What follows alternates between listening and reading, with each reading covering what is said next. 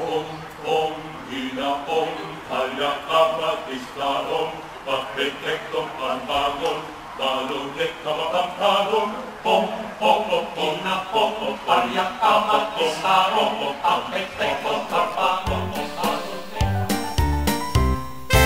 Puntahan ang Kabatuan lahat sa lahat sa Golden Wings.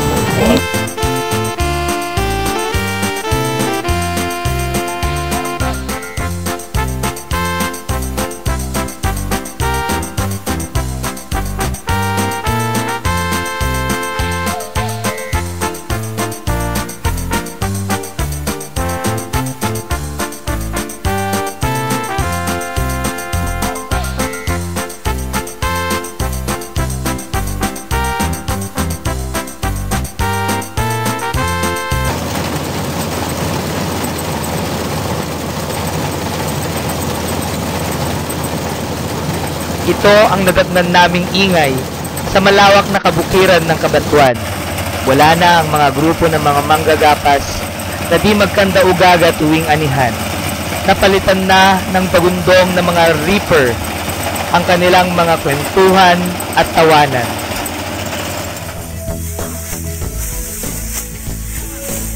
Na maalam na ang araro, suyot at japas, at marami nating magsasaka. Naging moderno na ang pagsasaka at kung tutuusin, hindi na makatotohanan ang kumanta ng magtanim ay di biro. Magtanim ay di biro, maghapong nakayuko, di man lang makaupo, di man lang makatayo. Braso ko'y namamanhit, baywang ko'y nangangawit, binti ko'y namimitig sa pagkababad sa tubig. Gayunpaman, hindi mababago ng makabagong teknolohiya ang kulturang nag-ugat sa palay.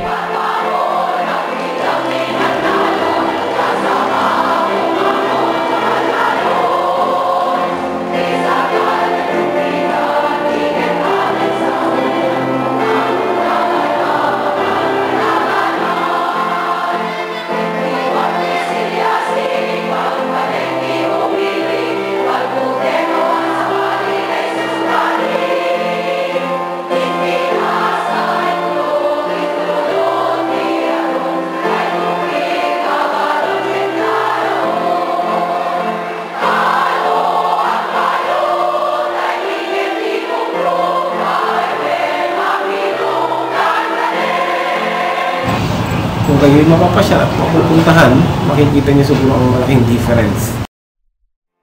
Ang aming bayan ay kilala bilang pangunahing nagtatanim at umaani ng palay sa Isabela.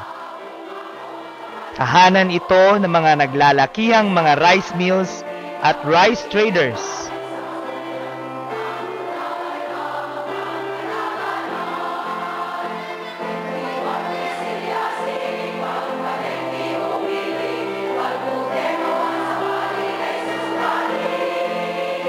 Kaya naman binansagang the land of the golden grains. Ang aming bayan ay isang third-class municipality sa ikatlong distrito ng Isabela, tahanan ng halos 40,000 mga mamamayan. Sakop nito ang humigit kumulang 8,000 ektaryang lupain. Matatagpuan sa timog kanluran ng lalawigan ng Isabela. Napalilibutan ito ng mga bayan ng Aurora sa Hilaga, Luna sa Silangan, Lungsod ng Kawayan sa Timog, at bayan ng San Mateo sa Kanluran. Ang lupaing sakop nito ay sinasaklaw ng Executive Order No. 293 na nilagdaan ni Pangulong Elpidio Quirino noong naging ganap na bayan ang noong baryo ng Kawayan Isabela noong November 5, 1949.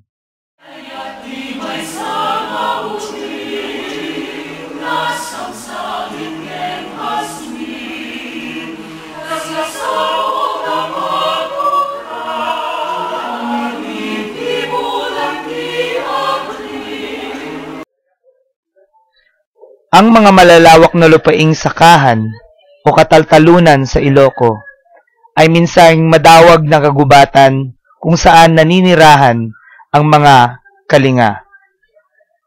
na nagmula sa bulubundukin ng Cordillera.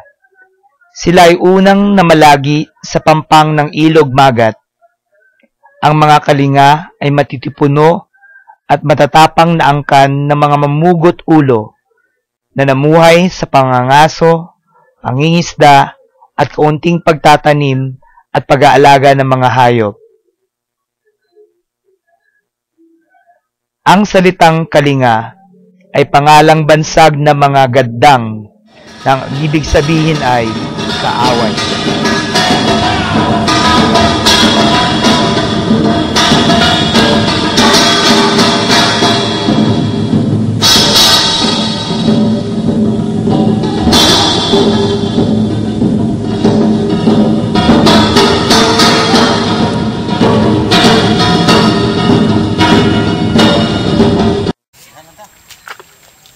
Katulad ng palay na kailangang ilipat tanim, ang mga unang mamamayan nito ay mga punla ng mga Ilocano na nandarayuhan sa pagtuklas ng mas matabang lupa.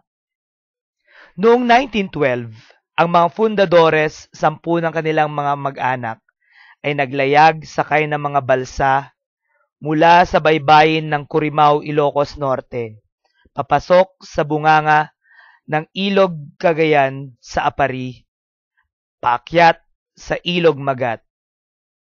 Kabilang dito ang aking ninuno na si Don Desiderio Guillermo. Ang kanyang bahay na pinatayo noong 1937 ay siya pa ring tirahan namin hanggang ngayon. Gaya ng lipat tanim na palay, ang mga Ilocano ay unti-unting yumabong at dumami. Naging banta sila sa mga kalinga at nagsimula ang gabi-gabing tensyon. Nilulusob ng mga nakabahag na mandirigmang kalinga ang mga kabahayang Ilocano.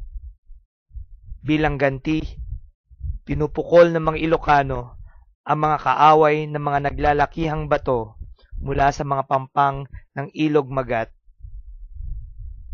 Mula sa marahas na batuhang ito, nahalaw ang bansag na Ambatuan na kinalaunay naging Kabatuan. Di nagtagal, nagkaroon ng budong o usapang pangkapayapaan. Sinimulan ito ng isang nagngangalang Bonifacio Bangug na taga-Piddig, Ilocos Norte, na matagal nang nanirahan kasama ng mga kalinga. Sa pangunguna ni Don Bernardo da Cuycuy na kumakatawan sa mga Ilocano at isang infiel uleg ng mga kalinga, natapos ang madugong hidwaan.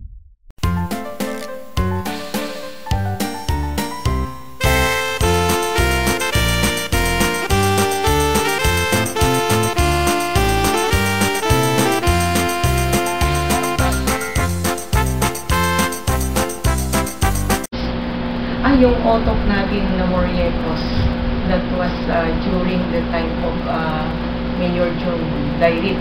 Yung time na talagang ipinupush ng DTI yung one town, one product, and that was so many years ago, siguro mga 10 years ago na yan. So marami ang gusto namin noon rice, dahil yun ang marami dito sa Kabatuan. Pero sabi ni Sir John, meron tayong product na masarap, sabi niya, na pwede nating gawing industry dito with some inputs. So, sinabi niya Moriecos. Actually, hindi ko alam kung saan nakuha ni Mayor Dairit yung Moriecos na yun na pangalan. Kasi hindi naman yata indigenous dito sa Kabatuan yung parang Moriecos. sounding Spanish pa. Pero ang sabi niya, masarap na produkto at ginagawa dito sa atin. Ang bilis, oh.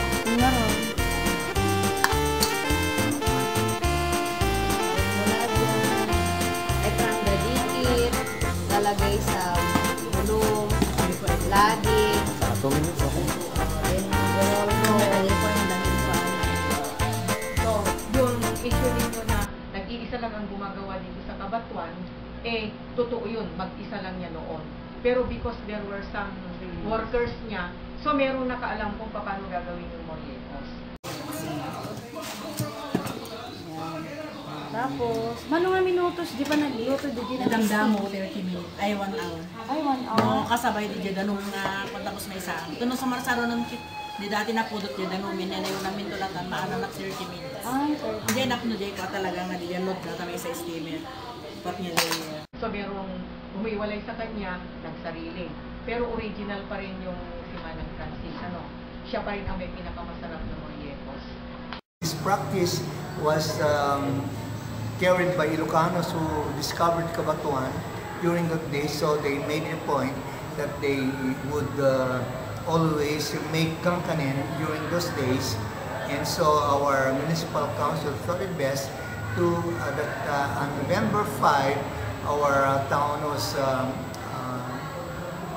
founded by these people here. So November 5 it became a municipality, and so they made Kangkanin Festival the basis of our founding festival.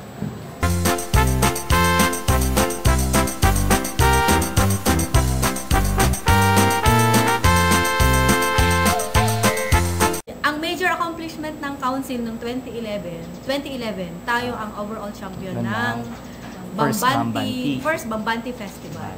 Nanalo tayo sa search ng Miss Isabela, Best Float, Best Street Dance.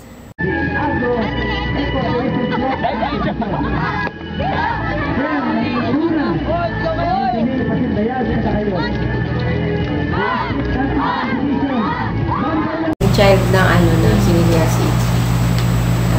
Nag-umpisa yan kay SB Troy Miano. Nagpa-create siya ng isang executive order to create an official folk dance of the municipality through the help of the members of the task force on municipal task force on official folk dance, headed by, of course, yours truly. Tapos meron akong mga staff, ay mga members na pagkakagaling na sila ang nag-umpisa na nag-encourage na at naging siniliasi nga yung official folk dance. To name a few, Mr. Jose Doria, Dr. Constante Andres, Mr. Pastor Ovido, Miss Irene Ramos Marcos, Miss Gemma Ramos, tapos si Bernabe Atibalao, at saka marami pang iba, hindi ko na alala yung mga iba. Tapos, yun, nagkaroon ng sinilyasi, which derived from the word silyasi, yung cooking vat na ginagamit natin pag gumawa ng isang mga delicacies, kagaya ng native delicacies, kagaya ng moriecos, ikiwar, at tupat, yung mga ganun. Ang ginagamit natin dun is yung silyasi. We made it through silyasi. So, ang ibig sabihin ng sinilyasi is, we made it through silyasi. We cook it through silyasi.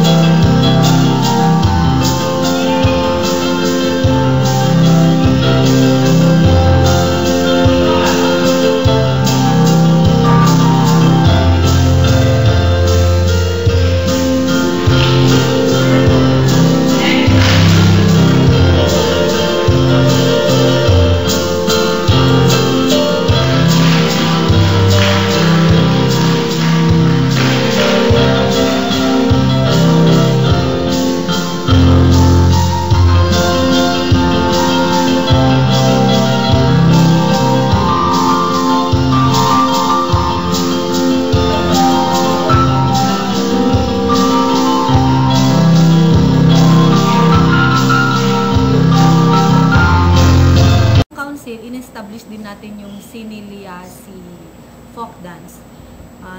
Yun yung official folk dance ng Cabatuan na kasali kayo, di ba?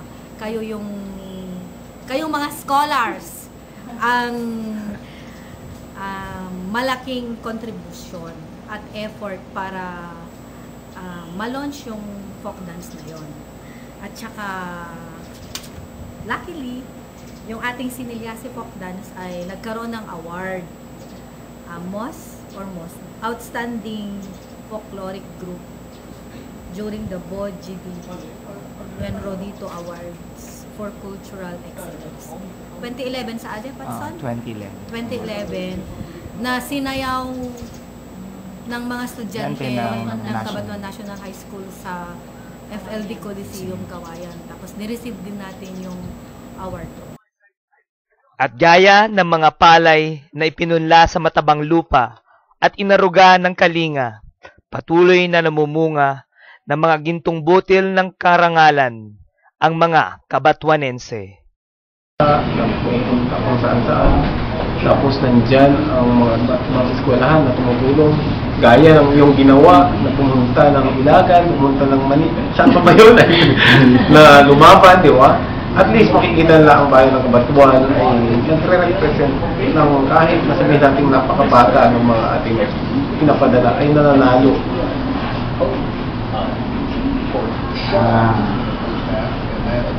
Paano po nyo i-promote ang Cabatuan as a local tourism destination? Regarding sa local tourism, actually, gaya ng Isabela Day, tayo merong mga booth. Every year, mula sa Bamban dito, Isabela Day, tayo naglalagay ng booth para at least makita ano meron tayo dito sa ating bahay ng Cabatuan.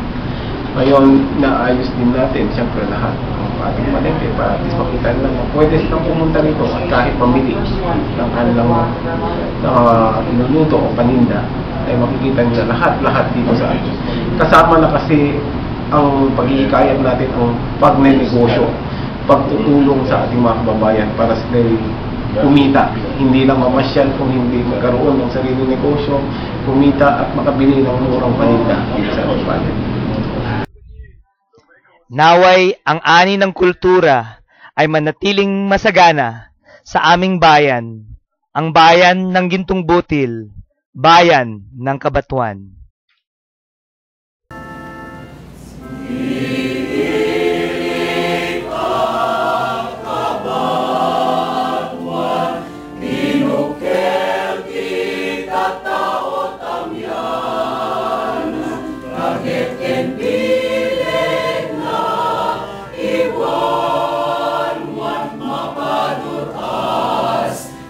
Pag naedad